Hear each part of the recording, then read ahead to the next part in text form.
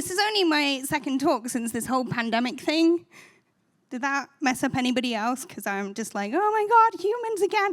This has not been happening. So, and you all look, well, you don't seem very awake. Is everybody awake? No judgment. I ran in here like a feral raccoon 30 minutes ago, and like 6 people had to rehab me and give me tea so that I could stand in front of you right now. So it's okay if you're not awake. I think I'm here to wake you up. So I was thinking about what we all have in common here. And I think the biggest thing is and the reason why this space is so important, is that we're all at a place where our job is hard. We have a lot of scope. We have a lot of responsibility. We've had to accept that we can't make everybody happy all the time. But, it doesn't mean it feels good to be the person who's disappointing them or giving the bad news or whatever it is.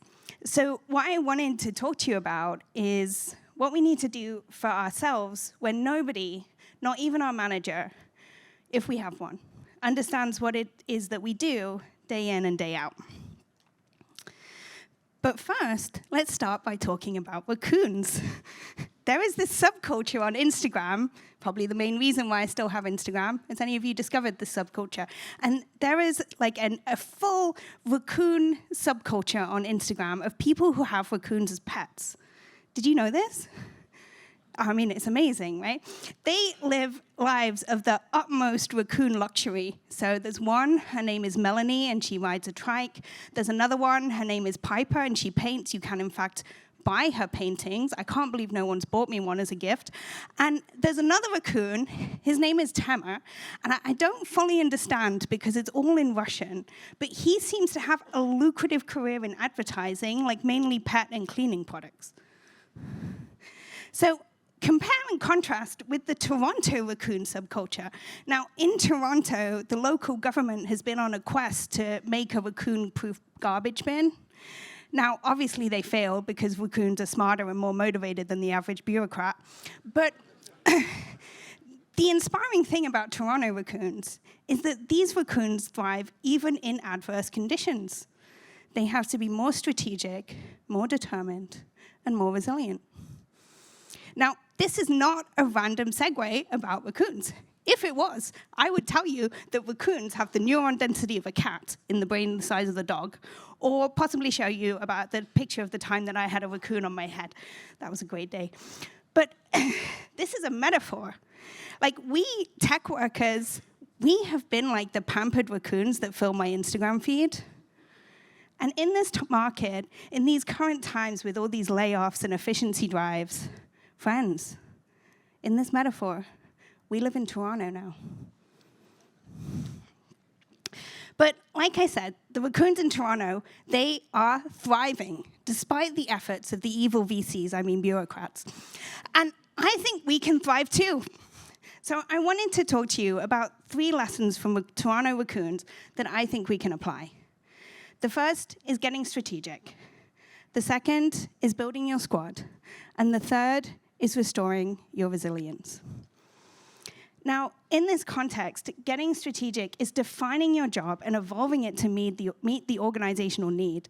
And often this is not just one strategy, right? There are multiple strategies, and they need to fit together and be coherent. Your product strategy, your technical strategy, your team strategy, and you as a leader, but also as a human being strategy. Do I need a catchier name for that? And at this point, when we talk about what strategy is and what it isn't, I always turn to Richard Rumel's seminal book, Good Strategy, Bad Strategy. Oh, I can't see the giant slides. Where are they? Oh. Okay. Misjudged this one. Let's go over here. A good strategy is a hypothesis of what will work based on functional knowledge and your knowledge of your own business. This is a crucial insight. Many people find success in one area and then fail in the next because they apply the same strategy in a different context. Good strategy is only good in context. So what he's saying is strategy is contextual. And this really is a crucial insight because when leaders fail, they take a strategy that worked in one context and they apply it in another context without thinking through the difference. Who has seen this? Yes, all of you. And this is also, by the way, why you can't take somebody else's, you as a leader, but also as a human strategy. I'm sorry, Andrew, the captioner. The context is almost always different. And we could talk about these strategies, product, technical, team, you, like some kind of balanced four-legged stool. But like, I think it's more like this. So the product strategy is the storm. The technical strategy is the half-built shelter. The team strategy is the umbrella. And the you as a human strategy is nowhere to be found. So, coming back to Richard Wilmot. Many writers on strategy seem to suggest that the more dynamic the situation, the further ahead a leader must look. This is illogical. The more dynamic the situation, the poorer your foresight will be. Therefore, the more uncertain and dynamic the situation, the more proximate a strategic objective must be. The proximate objective is guided by forecasts of the future, but the more uncertain the future, the more its essential logic is that of taking a strong position and creating options, not of looking far ahead. This is about time frame. Because we often talk about strategy like it's defining the end state, setting and describing the destination. But strategy is about understanding the incremental steps that can take us towards that end state. Strategy is understanding where we are at, the context, and the path from there to where we need to go. I'm going to skip over product strategy, mostly because I'm not a product manager, but also because in the next session, Mary's going to talk about commercial understanding. I understand we're all going to read a profit and loss statement. I mean, living the dream here, right? And later on today, Rukmini is going to talk about creating a business case for your technical strategy. So I'm going to keep this one really light. But your technical strategy is often about surfacing the underlying work that allows you to deliver on the business need. It has to be well justified, and ideally it's proactive rather than reactive. So you do it before the emergency rather than during the emergency. And any technical strategy needs to start with the problem that is being solved, and it should be very clear on this. A problem is not about the absence of technology, unless I'm told that technology is AI, but rather the problems that that technology would solve. So we don't have containers is not a problem. The number of incidents or environment setups is. Now, when I'm thinking through a technical strategy, I think in 3 phases. So phase 1, we assess and de-risk. How do we know if this is a workable solution or not? What would need to be true for this to be a good idea? How would we know it wasn't? What risks need to be addressed? And in phase 2, we do the core implementation, so the most basic implementation of the solution. How does it replace what is there or prove its fundamental value? And in phase 3, we do enablement. Now, often when technical strategy work fails, it's because it focuses on enablement and not enough on how to get there. Remember that strategy is about the current context and the steps to move towards the end state. If it's about the end state, it isn't strategy, it's dreaming. Now, the product and technical strategy define the organizational need. Your team strategy is how your team is going to meet the organizational need in the context of the business. And David's going to talk more about this in the afternoon. If we come back to how we live in Toronto now, this has been a big challenge. Has anyone been told to do more with less here? You know, this means fewer people, less flexibility, less margin of error. You need to figure out how you retain key people when money is tighter and promotions are harder to come by. And later on, James is going to talk about staying current and effective, or how you keep breaking into the metaphorical evolving garbage bin. But the other 2 things that I think we can learn from Toronto Raccoons are the you as a person strategy. So building your squad and restoring your resilience. Now, when I say build your squad, you're probably thinking about your first team, right? Or the people you lead. Yes, both of these. And I want to talk about your inner squad, your leadership styles that you apply in different situations. And then let's talk about your outer squad. Toronto is a hard place to be a raccoon. Do not go alone. Building your inner squad is about identifying your leadership styles and matching them to the appropriate situation. We all have our defaults, but they're not appropriate for every situation. And the more responsibility you have, the more you need range. So this model comes from Daniel Goleman's research, although The illustrations were done by the feral raccoon-obsessed artist I found. Love them. And pace setting is for those times when there's just a lot to be done. So maybe you're digging out a backlog or surviving an intense period. Direction should be very clear with minimal need for collaboration or experimentation. And authoritative is helpful when you have a new or you have a lost team that needs a way forward. Affiliative is incredibly useful when you're healing a broken team or a team that's exhausted, perhaps by the pace setting style. And coaching is great when there's been a lack of personal development. For example, people haven't been getting feedback or stretch assignments have been coming without support. It can unlock a huge amount of capacity in your team or organization. Democratic is what leaders often use to build credibility in a new organization. So think, 90 days of listening. And it ensures that everybody feels heard and maximizes the buy-in. This style can be useful even when you have a good idea that you know what's going on, because you can diffuse resentment by showing you're listening and making people feel heard. And coercive seems a little bit loaded, right? But as much as we don't like to admit it, because everyone wants to say they're a servant leader, at times, as leaders, our job is to tell people what to do. And people who default to this style, they use it too much, but we all need to use it at times. The more we're comfortable with all 6 of these styles and know when and how to deploy them effectively, the bigger our range is as a leader, and the more different things that we can take on. Now, later on today, Chiran's going to talk about his model of engineering management, but for now, here's mine. We all need these 4 things: feedback, support, direction, and practical help. Now, in our roles, we may not be getting all of these things from our managers. So we need to figure out where we're getting them from. We also need to think about our direct reports. Are we giving them all these things? Should we be helping them get some of these needs met elsewhere? And finally, I really believe the best thing you can do when your job gets harder is make a friend. Developers often differentiate through strong time management skills, but I think in leadership we differentiate through energy management. When you have a large org and you can't be in all the details, you have to figure out what is worth your time and what is not. You have to be ruthless. With my coach, we often come back to this metaphor of the roller coaster. There is a certain level of drama, and I make a decision. I'm not getting on the roller coaster. Sometimes I'm not even going in the theme park.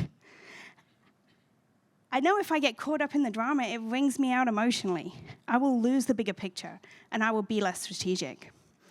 Time management is a very concrete activity. You can find at least 10 books on it in every airport bookstore. Energy management is a different problem. When you feel overwhelmed, you need to first determine whether the problem is time or whether the problem is energy. Being proactive rather than reactive is largely an emotional regulation issue. It requires getting ahead of things, perhaps by doing something very tedious, versus reacting to whatever seems important in the moment. Making active decisions requires a level of emotional calm and mental clarity that we lose when we are stressed and overwhelmed. Proactive work also involves less of a dopamine hit than reacting and fixing something short-term. Thinking about work long after we've finished for the day, especially in terms of ruminating on things that we're stressed about, is how we work 40 hours in time and 60 in energy. If we leave the computer, or, how retro, the office, but we don't emotionally leave the work, we exist in a limbo of neither working nor resting. And this creates resentment and exhaustion.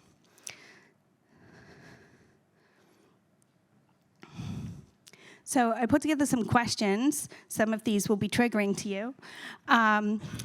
What do you add to your to-do list on Monday, but delay until Friday? Why is that? What do you think is the most valuable thing that you do? How much time do you spend on it? What do other people think is the most valuable thing that you do? How much time do you spend on that? Are you on a learning curve? Do you need to give yourself some more space to go up the learning curve? Are your expectations for yourself too high? Trigger warning. Some things only have to be done adequately. Does anyone feel personally attacked? Good, that was my goal. Do you need to be doing this activity? Because some things don't need to be done at all. Apparently not expense reports, though, just FYI. Now, you may have noticed in a nice restaurant, everybody has their role. There's somebody handling people as they arrive. There's somebody taking orders. There's people bussing plates. And you may have noticed that there is somebody kind of standing very still. And this is the person who runs front of house. Every so often they do something, but they do not run around. Their job is to keep the system running. Now, imagine somebody's in this role. They're supposed to run front of house, but they're uncomfortable with all the standing around. They want to be useful. They've done everybody else's job before, so they know. So if 2 people want to order at once, they go and help. If a plate is left too long, they butt it. The greeter calls in sick, they're like, I can do that too. Now, maybe filling in a bit works on a quiet evening, but come the weekend, it means nobody is running front of house. They're running around doing a bit of everybody else's job badly. And nobody knows what to expect from them because they're clearly so busy, it would be unfair to expect too much. But also, is anybody going to do anything about the fact that the kitchen is slow and that people with reservations are waiting? Aren't there supposed to be 2 buses? Why do we only ever see one of them? If you visited this restaurant for a nice meal, you would not care how hard that person was trying to help. You would not even notice. You would be too busy writing your review about how long you waited for a table, that the food was cold, and you will never come back. A great front-of-house person choreographs the restaurant. They see problems before they happen. They keep everything running smoothly. Now, in our example, this person had the power to make that restaurant great, but they gave it all away being useful, and now that restaurant only has 3 stars on Yelp.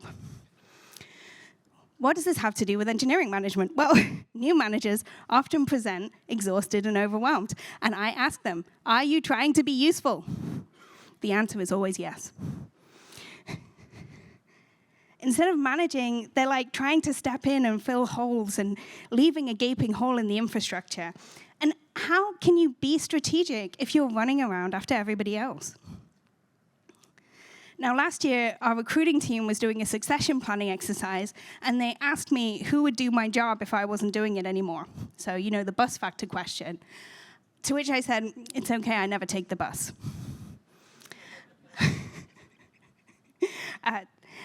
My longtime friend and recruiter said that I was more likely to fall asleep in the spa and cook myself, so I was like, okay, that is a legitimate risk. After I stopped laughing, though, I kept thinking about this, and I started asking my directs questions, and I learned that most of them did not really understand what my job was. And those that did understand my job did not want to do it. So one of them said, I've heard your job described as arguing with people, and I don't want to do that. My colleague Mark, though, is here today, so please find him and ask him about his comprehensive 2-step plan for what to do if I died. I told him it was nonsense, but, you know, if any of you disagree with me, you can validate him. So then I invented a hypothetical replacement. I named him Dave, and I gave him a higher salary because we live in the patriarchy. And I told my directs, I went to the spa, and I never came back. And now you have Dave. Dave does half as much for you, and he expects you to do twice as much for him. What do you need to survive Dave? Everybody hated Dave. It's okay. I also hate Dave. Sorry to anybody who's called Dave here, unless you make more money than me, in which case this is what you deserve. Now, we also realized that we had a lot that we could learn from Dave, that we could delegate more, that we could be less useful, be more determined to carve out the time that we need to be strategic, to think and to thrive. That being more like Dave could make us happier, but that it could also make us more effective. Being more like Dave created space for other people to step up and do things. And it was really interesting to me because I had been having months of conversations about how do we scale? How do we get people to step up? And actually, the single most effective thing was this thought experiment. It gave us a shared language and a recurrent discussion topic. And I think days like today can give us some shared language and concepts that we need to be reminded of or look at in a new, creative way, even if we think we know them. So I have a 3-part challenge for you today that I hope will help you thrive in Toronto. And we have 10 copies of my book to give away to those of you who come and tell me or some more responsible person that you've accomplished it. So here it is. 1, get strategic. Learn something that you can apply to your strategy. 2, build your squad. Make a friend. And 3, restore your resilience. When you decided to come today, you made a decision to invest in yourself. So be present and see what you can learn. Meeting your own needs makes it easier to meet the needs of everybody else. Now, I called this talk, What's My Job Again? Not because I had any intention of telling you, #sorry, not sorry, but because I think it's a question that we need to continually ask ourselves so that we can thrive. And when you need more granular questions, think like a Toronto raccoon. Where is my strategy? Where is my squad? Do I need to prioritize my own resilience? I've been Kate. You've been a very adequate audience. I'm available on the internet and in bookstores. Thank you.